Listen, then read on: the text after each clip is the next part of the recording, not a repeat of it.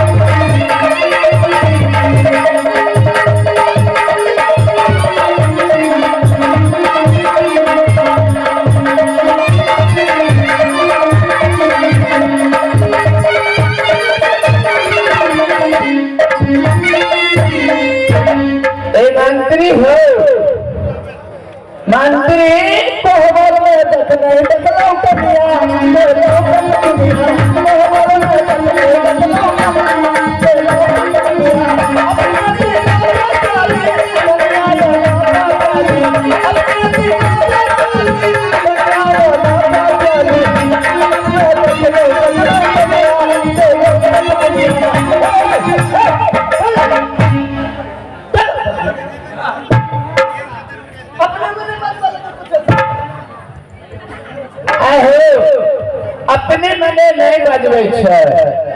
तू जे गेल हो तो बेचारा तो बजेबे करते है।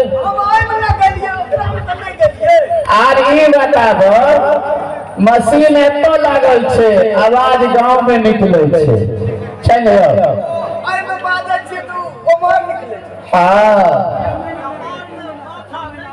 ताहि दुआरे जे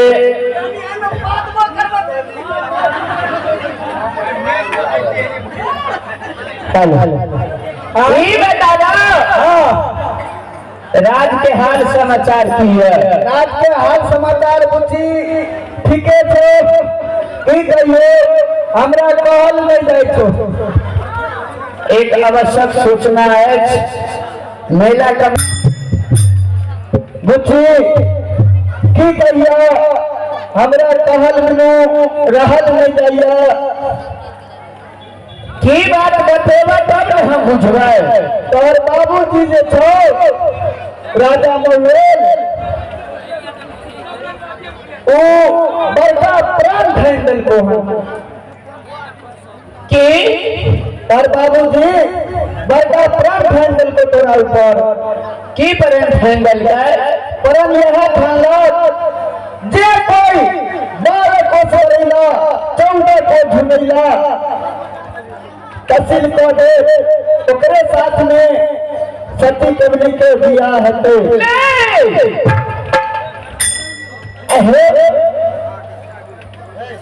माने